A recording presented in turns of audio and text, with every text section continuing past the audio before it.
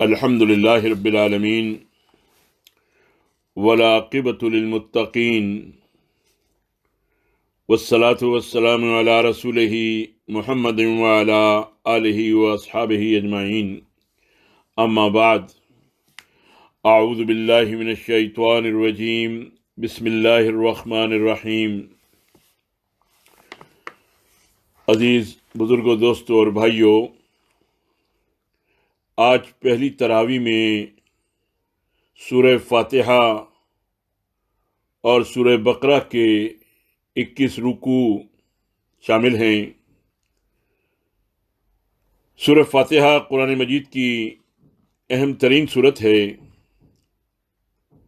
یہ نام فی الحقیقت اس سورت کا عنوان ہے، جس کا معنی ہے دیباچہ یا پیش لفظ۔ اس کو فاتحۃ الکتاب بھی کہا جاتا ہے اور ام الکتاب بھی۔ اس کی اہمیت کا اندازہ اس بات سے ہوتا ہے کہ رسول اللہ صلی اللہ علیہ وسلم نے ارشاد فرمایا، کوئی نماز مکمل نہیں ہو سکتی جب تک اس میں سورہ فاتحہ کی تلاوت نہ کی جائے۔ سورہ فاتحہ میں 7 آیات ہیں۔ بعض علماء کے نزدیک بسم اللہ الرحمن الرحیم بھی اس سورت کی آیت شمار ہوتی ہے، اور بعض کے نزدیک یہ مستقل آیت ہے جو سورتوں کے درمیان فصل یعنی جدائی کے لیے نازل ہوئی ہے۔ سورہ ہجر آیت نمبر 87 میں ارشاد فرمایا گیا ہے، ہم نے تم کو 7 ایسی آیات دے رکھی ہیں جو بار بار دہرائے جانے کے لائق ہیں، اور تمہیں قرآن عظیم عطا کیا ہے۔ ائمہ متقدمین کے نزدیک ان 7 آیات کا مصداق سورہ فاتحہ ہے۔ امام بخاری رحمۃ اللہ علیہ نے اس کی تائید میں حضور صلی اللہ علیہ وسلم سے 2 روایات بیان کی ہیں جو مرفوع ہیں۔ سورہ ہجر کی آیت جو ابھی بیان کی گئی، اس میں لفظ مثانی کا ایک معنی تو بار بار دہرائی جانے والی 7 آیات کیا گیا ہے، اور بعض ائمہ و مفسرین نے اس سے مراد 2 مرتبہ نازل ہونے والی 7 آیات بھی لیا ہے۔ ان کے نزدیک سورہ فاتحہ مکی زندگی کے ابتدائی دور میں نازل ہونے والی پہلی مکمل سورت ہے۔ اس کی اہمیت اور رفعت شان کی وجہ سے مدینہ منورہ میں بھی جبرائیل امین نے دوبارہ آپ صلی اللہ علیہ وسلم کے دل پر اللہ کے حکم سے اسے القاء کیا ہے۔ اس کی حیثیت گویا تاکید مزید کی تھی۔ ان آیات میں دراصل دعا کے الفاظ اور دعا کرنے کا طریقہ سکھایا گیا ہے۔ جس ہستی کے سامنے دست دعا پھیلانے کا انسان محتاج ہے، اس کی رفعت شان اور اعلیٰ صفات کا استحضار ضروری ہے، اور بندے کے مقام ابدیت کے عین مطابق بھی ہے۔ اپنی بے بسی اور اس ذات کی بالا تری اور علو کا تصور سورہ کے اول سے آخر تک پوری شان کے ساتھ جلوہ فرما نظر آتا ہے۔ سب سے پہلے بندہ اپنے مالک کا نام لیتا ہے، اس کے رحمان و رحیم ہونے کا اعتراف کرتا ہے۔ اللہ کا نام لینے کو تسمیہ کہا جاتا ہے۔ حدیث میں فرمایا گیا کہ ہر وہ کام ابتر ہوتا ہے جس سے پہلے رب کائنات کا نام نہ لیا جائے۔ اس کا نام لینے کے بعد بندہ اس کی تعریف کرتا ہے، پھر اس کی بے پایاں رحمت کا اقرار و اعتراف کرتا ہے۔ بندے کو یہ احساس بھی ہے کہ جس سے وہ مانگ رہا ہے وہ دنیا ہی نہیں، اس کے بعد کی زندگی کا بھی مالک اور مصرف اور مطلق ہے۔ جس روز اعمال پرکھے جائیں گے اور جزا و سزا کے فیصلے ہوں گے، اس روز سوائے خالق حقیقی کے کسی کا حکم نہیں چلے گا، مالک یوم الدین۔ جب اس عظیم ہستی کے بارے میں یہ پورا شعور پیدا ہو جائے تو پھر بندہ کیوں نہ اس کے سامنے سربسجود ہو اور اس کی عبادت میں کیوں منہمک نہ ہو جائے۔ پھر اس قادر مطلق کو پہچان لینے کے بعد اور جبین نیاز اسی کے سامنے جھکا دینے کے بعد کسی اور سے کیوں امیدیں وابستہ کرے گا اور کیسے کسی غیر سے مدد مانگے گا؟ بندہ ہر کام کے لیے اور ہر مشکل گھڑی میں اپنے مالک ہی سے مدد کی درخواست کرتا ہے۔ بندہ اپنے مالک کے سامنے اپنی درخواست کا جوہر اور خلاصہ یوں پیش کرتا ہے، ایاک نعبد و ایاک نستعین، ہم تیری ہی بندگی کرتے ہیں، پروردگار ہمیں سیدھا راستہ دکھا، ان لوگوں کا راستہ جن پر تو نے انعام فرمایا اور جو معتوب نہیں ہوئے، جو بھٹکے ہوئے نہیں ہیں۔ صراط الذین انعمت علیہم غیر المغضوب علیہم ولا الضالین۔ خالق نے اپنے بندے کو خود دعا کا یہ طریقہ اور سلیقہ سکھایا، اور جب اس نے اس کے عین مطابق اپنی درخواست دربار عالی میں پیش کی تو وہاں سے فوراً مثبت جواب آیا، اور صراط مستقیم دکھانے والا ہدایت نامہ ایک مکمل، جامع، محفوظ، غیر مبدل، روشن اور محکم کتاب کی صورت میں اس کے سامنے پیش فرما دیا۔ یہ ہے سورہ فاتحہ کا مختصر تعارف، جسے ہر شخص اپنی نماز میں بار بار دہراتا ہے۔ اس کے بعد سورہ بقرہ سنی گئی، اس کے 21 رکوع۔ سورہ بقرہ مدنی صورت ہے۔ بقرہ یعنی گائے اس کا نام ہے، نفس مضمون نہیں ہے۔ مفسرین نے اس کے بارے میں بیان کیا ہے کہ ہجرت مدینہ کے بعد مدنی زندگی کے بالکل ابتدائی دور میں سورہ بقرہ کا بیشتر حصہ نازل ہو چکا تھا۔ کچھ حصے بعد میں بھی نازل ہوئے، اور اللہ کے حکم سے حضور صلی اللہ علیہ وسلم نے انہیں اس صورت میں شامل کیا۔ یہ بات قابل ذکر ہے کہ سود کی حرمت میں نازل ہونے والی آیات جو اس صورت کے آخری حصے میں شامل کی گئی ہیں، فتح مکہ کے بھی بعد نازل ہوئیں، جبکہ آخری رکوع کی 3 آیات جنہیں خواتین بقرہ کہا جاتا ہے، ہجرت سے قبل مکے میں نازل ہو چکی تھیں، مگر اللہ کے حکم اور مضامین کی مناسبت سے اس صورت کے آخر پر رکھی گئیں، جو فی الواقع نگینوں کی طرح صورت کے آخر میں چمک رہی ہیں۔ آج پہلے دن کی تراویح میں سورہ بقرہ کا پہلا حصہ پڑھا گیا ہے، جو 1.25 پارے اور 21 رکوعات پر مشتمل ہے۔ سورہ بقرہ کا نام 8ویں رکوع کی ان آیات سے ماخوذ ہے جن میں حضرت موسیٰ علیہ السلام نے فرمان ربی کے مطابق بنی اسرائیل کو حکم دیا تھا کہ وہ ایک گائے اللہ کے لیے ذبح کریں۔ یہ سورت کا موضوع گائے نہیں ہے، گائے کا تذکرہ آنے کی وجہ سے سورت کا نام البقرہ رکھا گیا ہے، جو اس کو دوسری صورتوں سے ممیز کرنے کا ذریعہ ہے۔ مکی صورتوں میں جن موضوعات کو زیر بحث لایا گیا تھا، ان میں زیادہ تر ایمانیات، عقائد، توحید، آخرت اور رسالت کے ثبوت میں دلائل اور تذکیر، شرک کے ابطال اور مشرکانہ اعمال و خصائل پر تنقید اور فہمائش تھی۔ مکے میں اسلام کے اساسی اصولوں کو دل میں محکم کرنا اور آخرت اور رسالت پر ایمان کو مضبوطی سے استوار کرنا مطلوب تھا۔ اب ہجرت کے بعد نئے حالات میں تناظر بالکل بدل چکا تھا، ایک ڈھیلا ڈھالا ریاستی ڈھانچہ وجود میں آ چکا تھا۔ اسی لیے مدینہ منورہ میں زیادہ تر موضوعات تمدن، معاشرت، معیشت، قانون اور سیاست کے متعلق بنیادی تعلیمات پر مشتمل تھے۔ اس صورت میں ان جملہ امور سے معاشرے کو روشناس کرایا گیا کیونکہ مدینے کی صورت میں ایک چھوٹی سی ریاست بھی وجود میں آ چکی تھی۔ اس لیے اس ریاست کو چلانے، مستحکم کرنے اور اس کے وجود کو درپیش خطرات کے سد باب کے لیے ایسی ہدایات اور تعلیمات نازل کی گئیں جن کے اس وقت کے معروضی حالات سے متقاضی تھے۔ مدینے میں آنے کے بعد اہل کتاب سے واسطہ تھا جو مشرکین کے برعکس وہی کتاب، رسالت اور معاد وغیرہ سے واقف تھے، اس لیے انہیں ان کے حسب حال خطاب کر کے اسلام کی طرف دعوت دی گئی ہے۔ اہل کتاب کی ضد اور ہٹ دھرمی، اناد اور بغض، دین بیزاری اور پیغمبر دشمنی کو ملحوظ رکھتے ہوئے ان کی پوری تاریخ کا بھی احاطہ کیا گیا ہے۔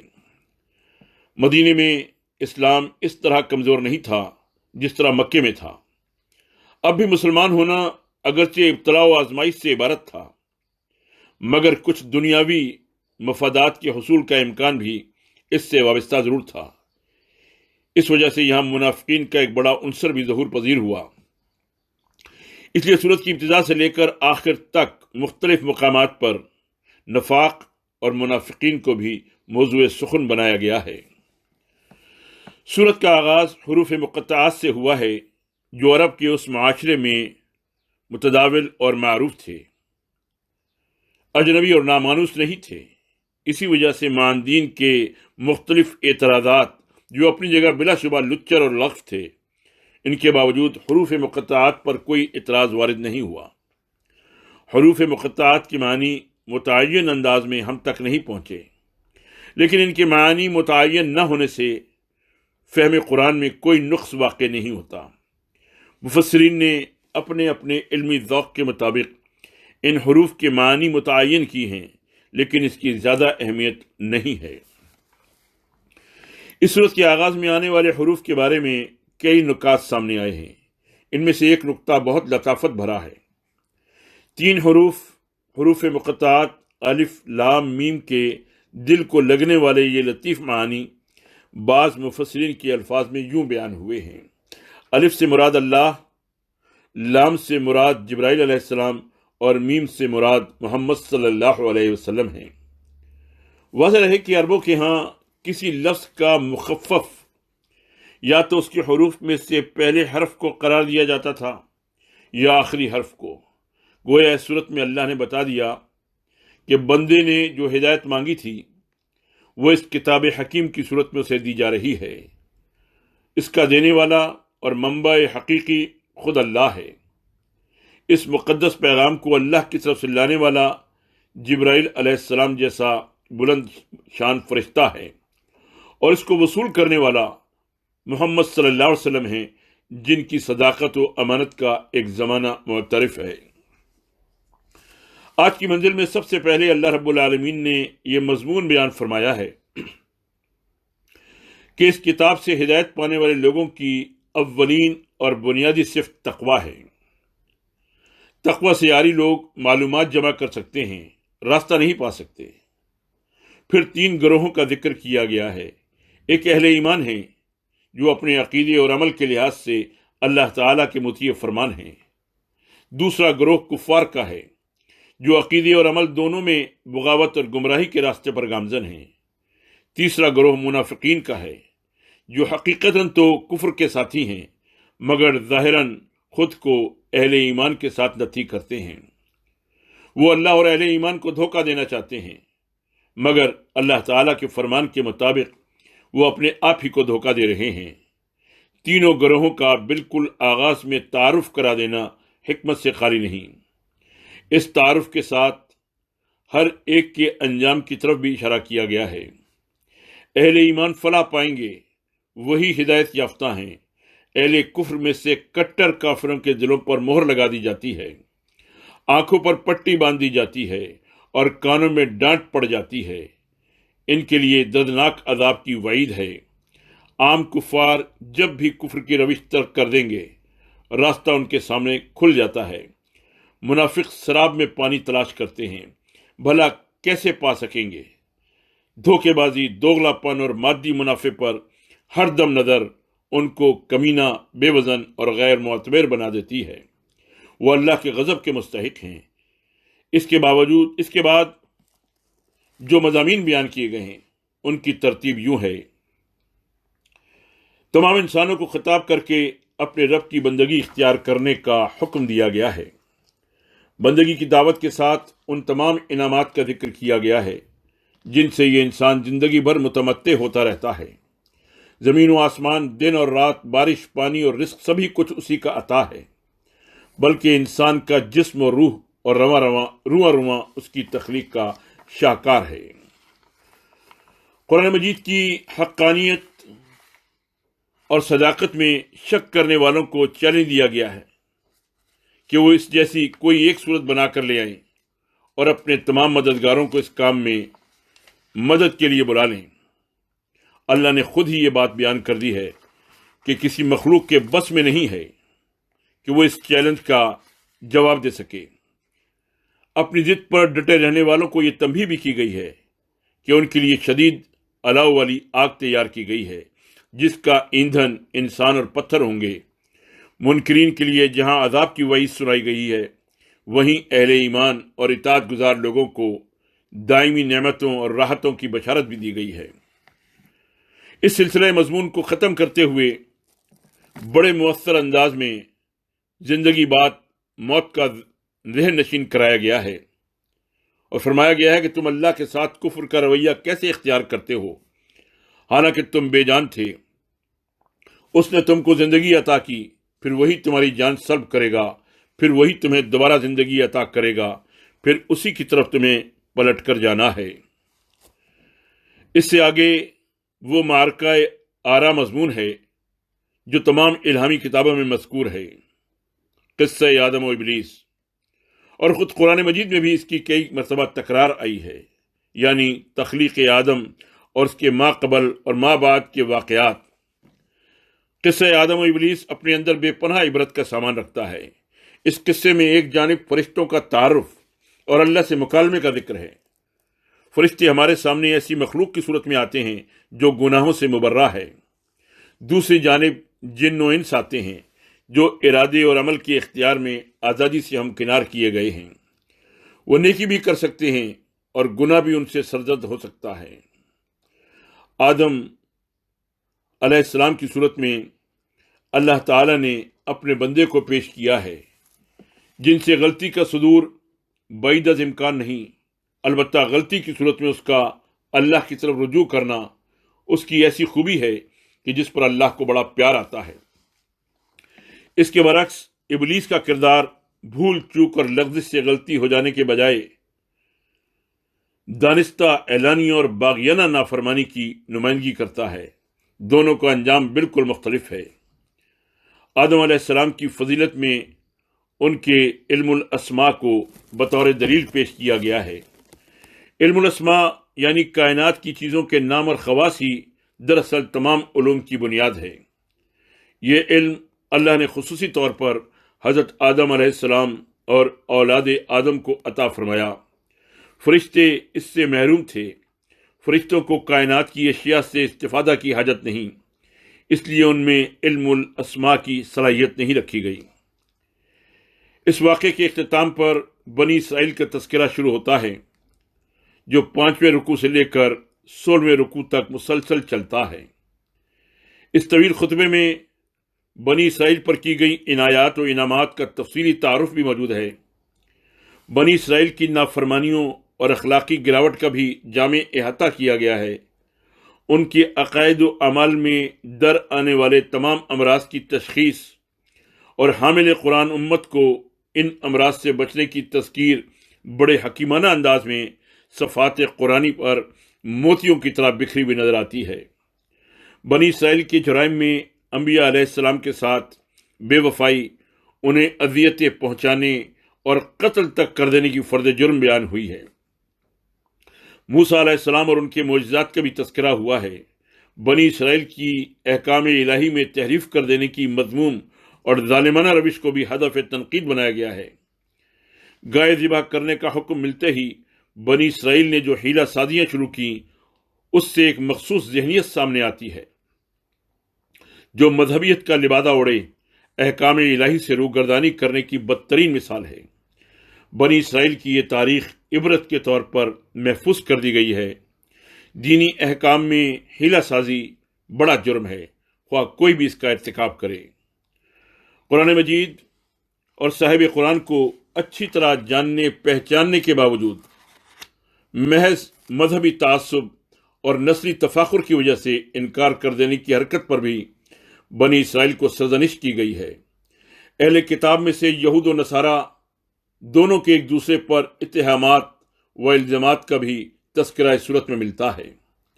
اہل کتاب میں سے جو لوگ حق پر قائم تھے ان کی شاندار الفاظ میں تعریف کی گئی ہے۔ یہ وہی لوگ ہیں جنہوں نے حضور صلی اللہ علیہ وسلم پر ایمان لا کر اپنی حق شناسی و حق پرستی کا ثبوت دیا۔ ایک اہم مضمون حضرت ابراہیم علیہ السلام کی شخصیت اور کارناموں پر مشتمل ہے۔ اس میں ان پر اللہ کی طرف سے ڈالی جانے والی آزمائشوں کا بھی ذکر ہے، اور ان کو ان سب آزمائشوں میں سرخ رو ہونے پر کامیابی کا پروانہ دینے کا بھی تذکرہ ہے۔ انہیں امام انسانیت کے مقام پر فائز کیا گیا اور ان کی ملت سے روگردانی کرنے والوں کو احمق اور جاہل قرار دیا گیا ہے۔ حضرت ابراہیم علیہ السلام کی زندگی میں اہم واقعہ خانہ کعبہ کی تعمیر ہے۔ اس کا بھی پورا احاطہ کیا گیا ہے۔ ابراہیم علیہ السلام اور اسماعیل علیہ السلام دونوں باپ بیٹے نے مستری اور مزدور بن کر اس عظیم عمارت کو تعمیر کیا، اور پھر نہایت عاجزی سے عرض کیا، اے اللہ، اس کاوش کو ہماری طرف سے قبول فرما لے۔ ابراہیم علیہ السلام کی دعاؤں میں مکہ معظمہ اور اس کے گرد و نواح کو گہوارہ امن بنانے اور وہاں کے رہنے والوں کو پھلوں کا رزق عطا کرنا، اور ایسی دعا ہے جس کی قبولیت کا ہزاروں سال سے لاتعداد انسان اپنی آنکھوں سے دیکھ رہے ہیں۔ ان کی اہم ترین دعا اہل مکہ کے درمیان اس رسول کی بعثت کے متعلق ہے جو لوگوں کو اللہ کی آیات سنائیں، کتاب اور حکمت کی تعلیم دے اور ان کی زندگیوں کو سنوار دے۔ صاحب قرآن اس دعا کا جواب ہیں۔ آیت نمبر 124 سے تحویل قبلہ کا مضمون شروع ہوتا ہے، جو حضور صلی اللہ علیہ وسلم کی زندگی کے اہم واقعات میں سے ہے۔ مکہ معظمہ میں حضور صلی اللہ علیہ وسلم بیت اللہ کی طرف منہ کر کے نماز پڑھتے تھے، مگر اس کی ترتیب یوں تھی کہ آپ صلی اللہ علیہ وسلم خانہ کعبہ کے جنوب کی طرف کھڑے ہو کر نماز ادا کرتے، جس میں خانہ کعبہ بھی آپ صلی اللہ علیہ وسلم کے سامنے ہوتا اور قبلہ اول بیت المقدس بھی۔ ہجرت کے بعد جب آپ صلی اللہ علیہ وسلم مکے سے مدینہ تشریف لائے تو صورتحال یکسر بدل گئی۔ مکہ جنوب میں ہے اور بیت المقدس شمال میں، اور مدینہ دونوں کے درمیان۔ قبلہ اول اور خانہ کعبہ میں سے جس کی طرف بھی رخ کر کے مدینے میں نماز پڑھی جائے، دوسرے کی مقام کی طرف لازماً پشت ہو جاتی ہے۔ ہجرت کے بعد تقریباً 17 مہینے حضور صلی اللہ علیہ وسلم بیت المقدس کی طرف منہ کر کے نماز پڑھتے رہے، جبکہ خانہ کعبہ آپ صلی اللہ علیہ وسلم کی پشت کی طرف ہوتا تھا۔ آپ صلی اللہ علیہ وسلم کی دلی خواہش تھی کہ بیت اللہ کو قبلہ قرار دیا جائے۔ اللہ رب العالمین نے آپ صلی اللہ علیہ وسلم کی اس خواہش کو پورا کر دیا اور تحویل قبلہ کی آیات نازل ہو گئیں۔ اس پر بھی اہل کتاب نے مخالفانہ پروپیگنڈا کی مہم شروع کر دی۔ اللہ نے ان کی اس حرکات کا بھی ان آیات میں جواب دیا۔ آیات نمبر 142 سے لے کر آیت نمبر 150 تک یہی مضمون چلتا ہے۔ واضح ہے کہ حضور صلی اللہ علیہ وسلم پر تحویل قبلہ کا حکم عین حالت نماز میں نازل ہوا، اور آپ صلی اللہ علیہ وسلم نے نماز ہی کی حالت میں بیت المقدس سے کعبے کی طرف رخ پھیر لیا۔ آپ صلی اللہ علیہ وسلم کی اقتداء میں نماز پڑھنے والے تمام صحابہ رضی اللہ تعالیٰ عنہم اجمعین نے بھی آپ صلی اللہ علیہ وسلم کی اتباع کی۔ بعض دوسرے مقامات پر بھی جہاں صحابہ رضی اللہ تعالیٰ عنہم اجمعین نماز ادا کر رہے تھے، نماز ہی کی حالت میں امام اور مقتدی شمال سے جنوب کی طرف منہ پھیر کر قبلہ رو ہو گئے۔ تحویل قبلہ دراصل اس بات کا بھی اعلان تھا کہ بنی اسرائیل کو امامت و قیادت کے منصب سے معزول کر دیا گیا ہے۔ اب قیامت تک کے لیے امامت بنی اسماعیل کے فرزند محمد بن عبداللہ صلی اللہ علیہ وسلم اور ان کی امت کو عطا کر دی گئی ہے۔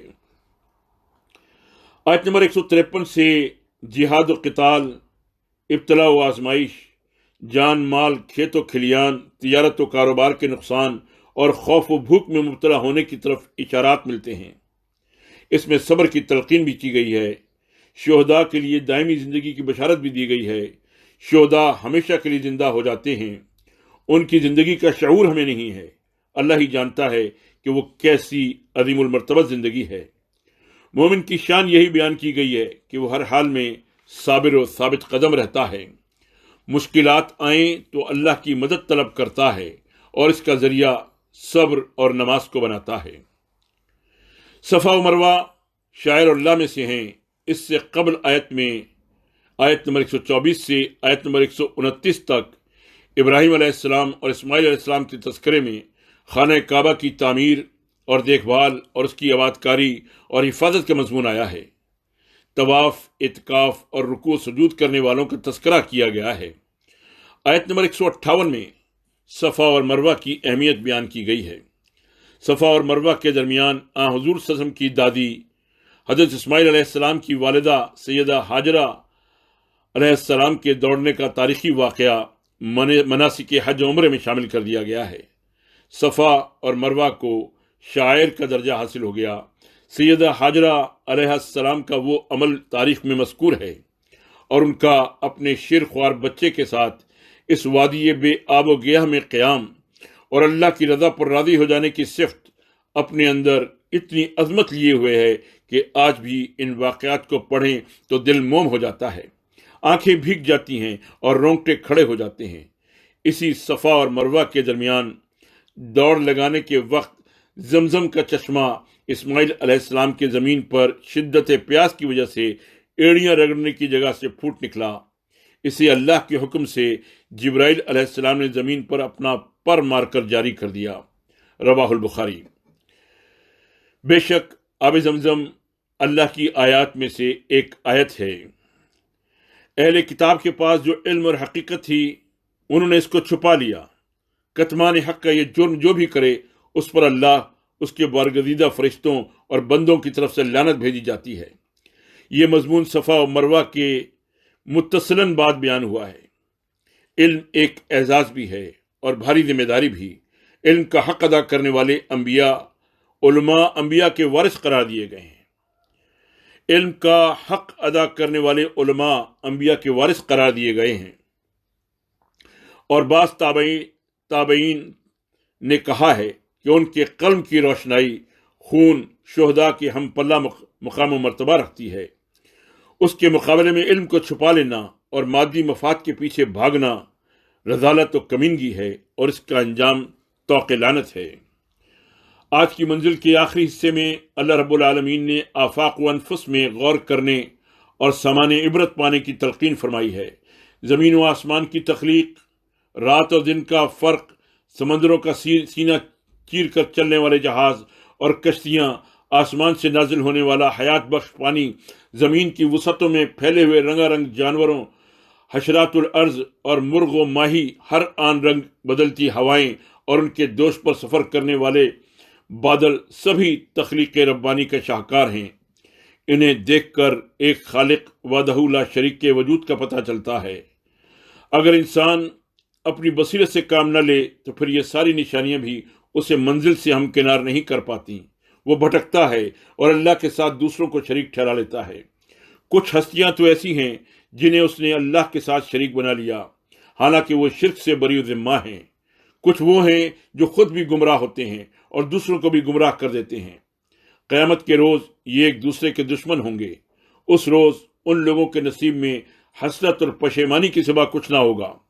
وہ کفے افسوس ملتے رہیں گے مگر آگ سے نکلنے کا کوئی راستہ نہ پائیں گے۔ مشرکین کے مقابلے میں اہل ایمان کی یہ شان بیان کی گئی ہے کہ وہ اللہ سے سچی اور گہری محبت رکھتے ہیں۔ اللہ تعالیٰ نے تمام پاکیزہ چیزیں اہل ایمان کے لیے حلال قرار دی ہیں۔ حرام چیزوں میں ماکولات میں مردار، خون، سور کا گوشت اور اللہ کے نام کے سوا کسی اور کے نام کا ذبیحہ یا نذر و نیاز کی حرمت کا تذکرہ فرمایا ہے۔ یہ اختصار کے ساتھ حرام چیزوں کا ذکر ہے۔ اعمال میں فحاشی و برائی کی ہر قسم کو شیطانی عمل اور حرام قرار دیا ہے۔ آباء و اجداد کے جاہلی طریقوں پر اصرار بھی ناپسندیدہ اور مردود عمل ہے۔ ہدایت ربانی سے روگردانی کرنے والوں کی مثال دے کر فرمایا کہ یہ ہدایت کی جگہ گمراہی کے خریدار بنتے ہیں اور مغفرت کے بجائے عذاب کا سودا کرتے ہیں۔ یہ ہے اختصار کے ساتھ وہ مضامین جو آج کی تراویح میں ہم نے سنے۔ سورہ فاتحہ اور سورہ بقرہ کے 21 رکوع۔ اللہ تعالی ہمیں قرآن کے ان مضامین کو سمجھنے، ان کو اپنانے کی توفیق عطا فرمائے۔ وآخر دعوانا ان الحمد للہ رب العالمین۔ Please share this video and subscribe the channel for more videos. Thank you.